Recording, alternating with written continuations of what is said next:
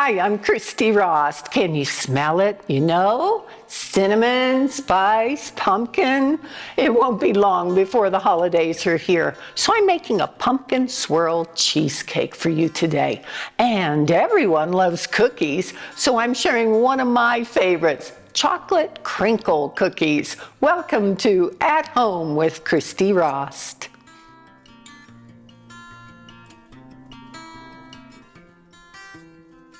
So I'm going to start with the pumpkin swirl cheesecake, and I'm making, first of all, a graham cracker crust for it. So I have 8 whole graham crackers, and I've been breaking them up into a food processor, and I have the oven set at 325. So I break these up to kind of do some of the work for the food processor, and just break them like this. Last one. There. Put on the lid and give it a whirl.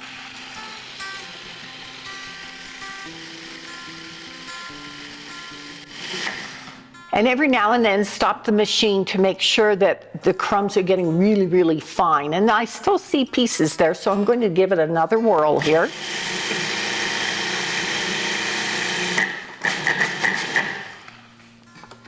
Oh, that looks great. So now we can empty this into a bowl.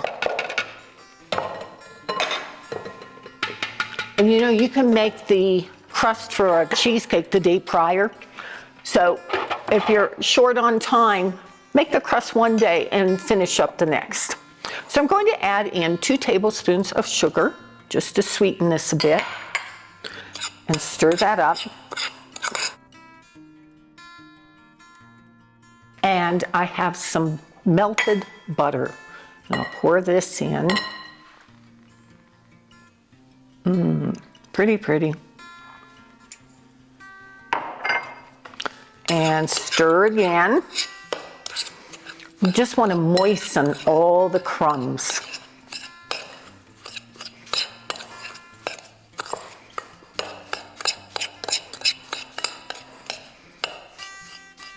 I've been serving this cheesecake for years at Thanksgiving time. People just really love it, and it's kind of a nice complement to pumpkin pie because I usually like to have several dessert options for my guests and for me. So this is one of them. Alrighty, so once you get this into really great crumbs, then take a 9-inch springform pan, and you're going to need a springform pan. And see, it has this spring that will open up, and that way you can release and get the cheesecake right out. Pour this in and press it with fingers just until it's nice and packed in there. And you do want to make sure you get it firm in the bottom. Then bake this crust for 10 minutes at 325. Take it out of the oven and let it cool completely before you put the filling in. And that's why it works really well to make this the day before. Yummy!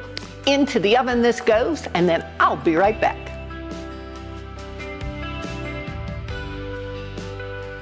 So I baked the crust for the cheesecake, and I had one that was already nice and cool, so I'm going to switch over to that one. So I have 4 packages, 8-ounce packages of cream cheese, and I'm just whirling that together and get it nice and smooth. You don't want to do super high speed with a cheesecake. I kind of like a dense cheesecake. If you whip it really, really hard, you're going to get a super light one, super light and fluffy, which is not the style I prefer. I'm gradually adding in 1 1/4 cups of granulated sugar. I'm going to make sure it gets thoroughly combined. I have a bunch of cream cheese stuck inside the whisk, so I'm going to up the speed for just a moment. There. and add some more sugar.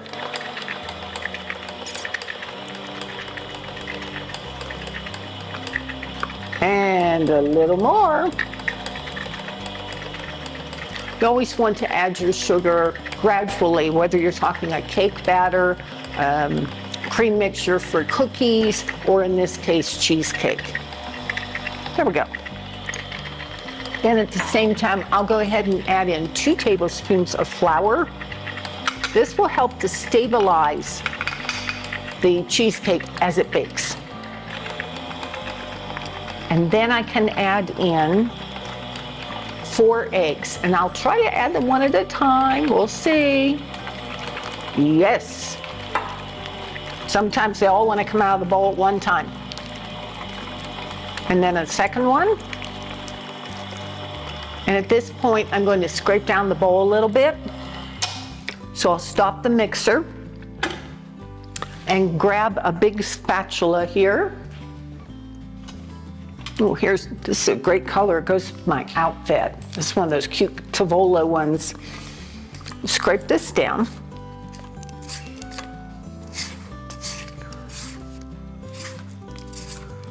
I love using accessories that match what I'm wearing. Of course, if I'm wearing jeans and an old t-shirt, then it doesn't really matter, I guess. But today, oh yeah, we're gonna be in style. Just scrape some of this off. There we go.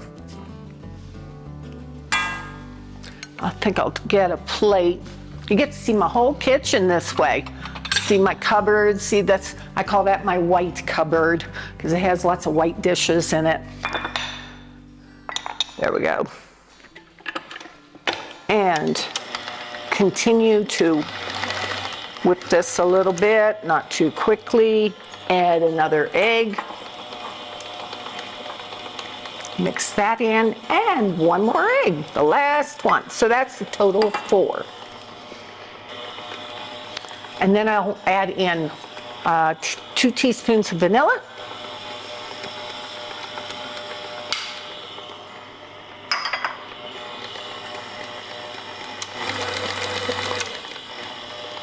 And just mix it really well. Now, you always want your eggs to be room temperature, so take them out of the fridge a good 30 minutes before you begin a project like this.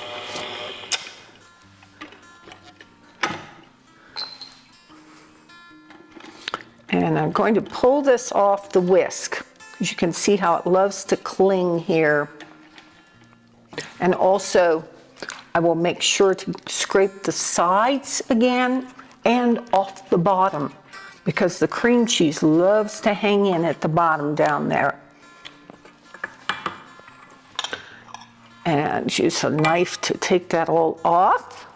So it won't be so long before we'll be looking at Thanksgiving and the holidays and all that, and then we followed by beautiful winter days where a cheesecake is such a welcome dessert for special occasions or just casual gatherings with friends, because it's not hard to make, but it's always so tasty.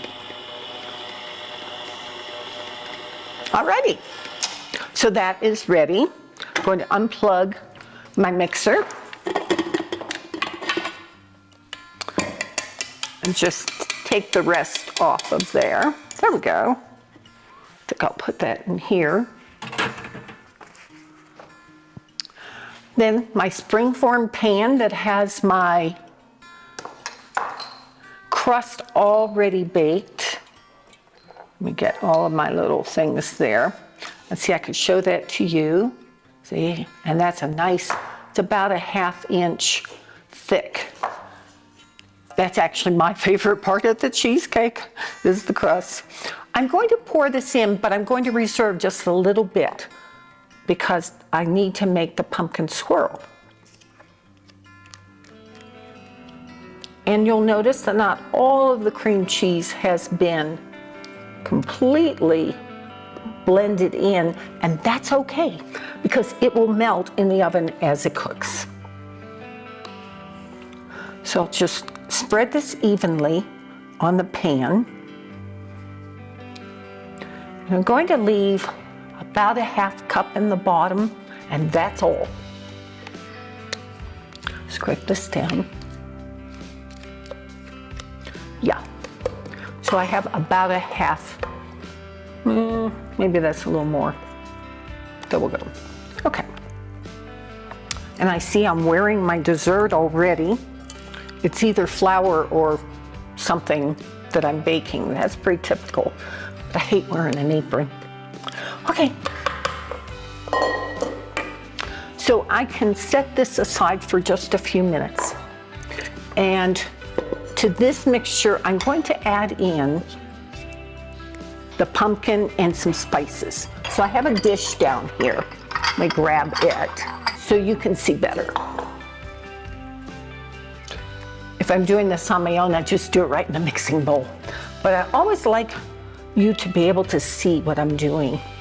I think that's part of the reason you're tuning in, is you can really see. And my hope is always to get you inspired that you'll want to do this yourself. So I have about a quarter cup of pureed pumpkin. You can use canned pumpkin, that works very nicely. I put this in the dish with that little reserved bit, and I'm going to add in some cinnamon, some ginger, just a smidge of cloves. That's dried ground cloves, not whole cloves.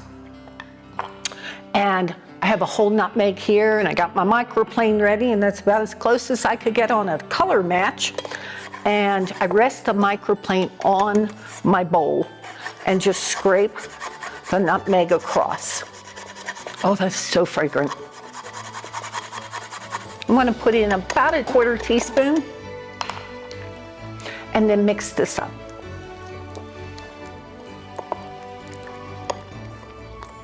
See, it's got that wonderful pumpkin color, everything autumn and wintry. You know, it's funny, the minute that I hear the first commercial in the, gosh, now they're doing it in late summer for pumpkin spice this and pumpkin spice that, I always think about this cheesecake. So I'm going to move the cheesecake back up here so I can work a little better. And I'm going to do dollops of the pumpkin filling on the cheesecake.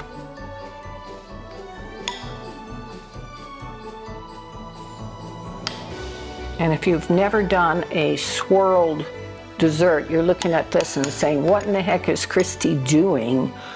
That's really ugly. But you just wait and see, because I have a little trick for you. Okay, there we go. Take that knife that I've been using on here and run it through. The only thing is, be careful you don't go all the way down to the crust, because you do not want the crust to come up into your cheesecake. And this is the beginning of swirling.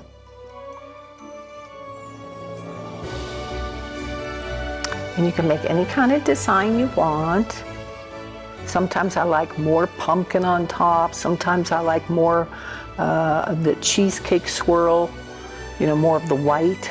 Then I'll come back down this way, go back up here, come down, and there you go. So now you've got a real pretty swirl. And so I'm going to bake this in the oven. I turned the oven to 350 degrees. Then when I put the cheesecake in, I'm going to turn it down to 300 and let it bake in the oven for about an hour to an hour and 10 minutes. It should get nice and puffy. You want to try and limit the number of cracks.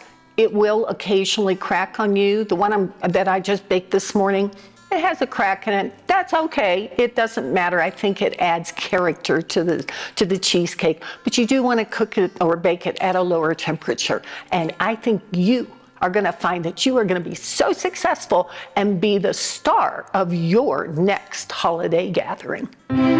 That was one of those peak moments in life. The olive oil and caviar tasting was life-changing. Our guests can go ashore and immerse themselves in some of these little out-of-the-way places. Atlas spoiled us. Yeah, they did. Boy, have I got a cookie for you. Chocolate crinkle cookies. I have a half cup of butter that's very soft.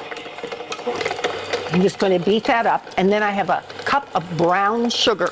And always pack your sugar into the container, the measuring cup or measuring spoon or whatever you're using to make sure you get a proper measurement. And I will just mix this in. This dough is going to be very stiff. Then I'll add in some granulated sugar as well.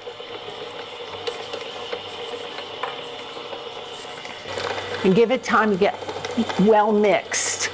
There's not a whole lot of butter in here considering the amount of sugar, so it takes just a little more effort on the part of the mixer. Then I'll add in 2 eggs, one at a time. Just one. Make sure it's mixing real well. And the other egg.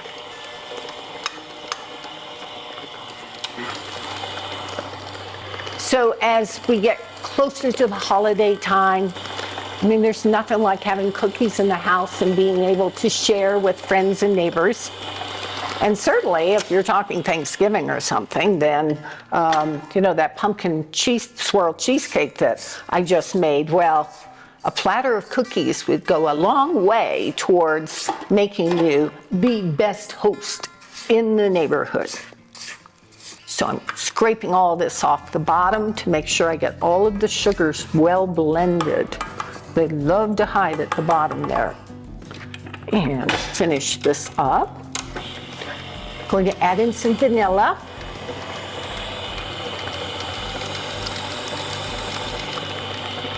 And I find it very helpful to add about 3 teaspoons of water to this batter as well. So here's 1, and 2, and 3. Okay, let's mix some dry ingredients now. So I have 2 1/3 cups of flour, and to that I'm going to add 1/4 cup of cocoa and 1/4 cup of special dark cocoa, or European. It could be either one, European style or special dark. Mix these a bit. And just spin the bowl as you mix, and that way everything gets in there. Some people like to use a whisk. I like to use a spoon. And then I have some cornstarch. I have 2 tablespoons of cornstarch here. She'll think that's more. I have a 1/4 cup of cornstarch. This will give the cookie a little bit of a shortbread texture by adding in the cornstarch. And baking at high altitude, it will help keep my cookie from just collapsing and becoming, like super thin, stuck to the tray. And so if you live, I'd say anything above 5,000 feet, keep that cornstarch idea in mind when you're baking, because boy, it can be helpful. I have some baking soda, some baking powder, and some salt.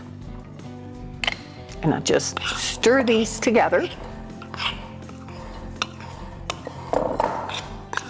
Super. And when we come back, I'm going to have the creamed mixture transferred to a clear bowl so you can watch as I incorporate the chocolate and flour and all into the butter mixture. So we'll be right back. Cosmic Crisp apples are a cross between Enterprise and Honeycrisp varieties, which makes this non-GMO apple extra juicy and beautifully crisp. Sweet and naturally slow to brown, I love them for snacking, baking, cooking, salads, and charcuterie boards. I'm proud to have Cosmic Crisp as a sponsor of At Home with Christy Rost. So I've been mixing in the chocolate and flour mixture here into my cookie dough. It's pretty stiff, so it needs a little elbow grease. And to be honest, it might be a little tough on an electric mixer to do this. So I'm glad I'm doing it by hand. I just use a big spoon for this and just work the cocoa and flour through your dough here. And it, like I said, it takes some elbow grease, but you're gonna be so happy when you've done it because the cookies are amazing. They look really pretty. They'd be so pretty tied up in little cellophane, clear cellophane sacks and tied with ribbon to give as gifts. Or if you're talking like Thanksgiving, you could put a little bag of cookies with some pretty orange ribbon on it at everyone's place at the dinner table so they could take them home as a little gift from your kitchen to their tummies. So still working here, but we're almost done. So I preheated my oven to 350 degrees. These will bake for 14 to 15 minutes. They're going to puff up so pretty, and then they're going to stay like that. And they will get a crinkled effect on the top. And so when I take them out of the oven, I let them sit for about a minute on the tray. And during that time, I sprinkle them real lightly with sugar.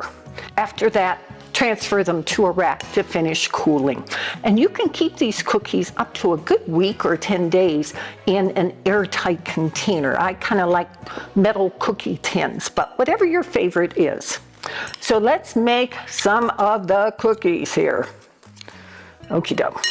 So I take a spoon, and I find it real helpful because I'm gonna roll these in my hand to have some flour on a paper towel that I can dip my hands into like this.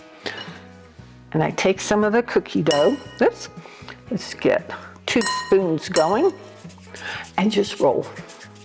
And if it looks too big to you, I like mine a little smaller, then just pinch it off and roll again.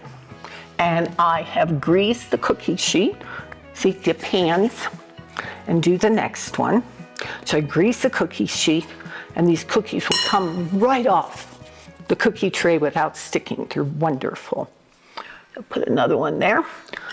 So that is as easy as can be. The hardest part of this whole cookie was working in the flour and cocoa mixture. So these will be in the oven in minutes, and after about 15 minutes, I'll have fabulous cookies. So I'll see you back here in just a moment.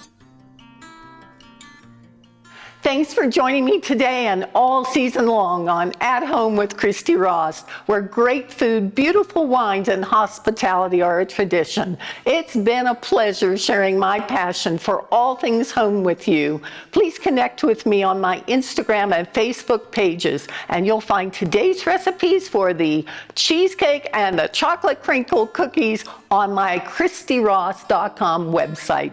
We have some special friends to thank throughout this season: American Lamb Board, Battle Creek Ranch, Brabantia, Car Valley Cheese, Espressione, Maple Leaf Farms Duck, Melissa's Produce. I'd also like to thank our sponsors: Atlas Ocean Voyages, Cosmic Crisp Apples, Michael David Winery, Tofolo, Viking Culinary Cookware, Water and Wines Puzzles, Little Bear Honey, Salt Seasons, and Tip Tech. And finally, special thanks to my culinary team, Joel, Aiden, and Emily, my husband, Randy, for cooking with me, and for my camera crew that is absolutely the best there is, and certainly to Eat This TV. Stay tuned throughout December for At Home with Christy Rost Christmas. I'll see you there.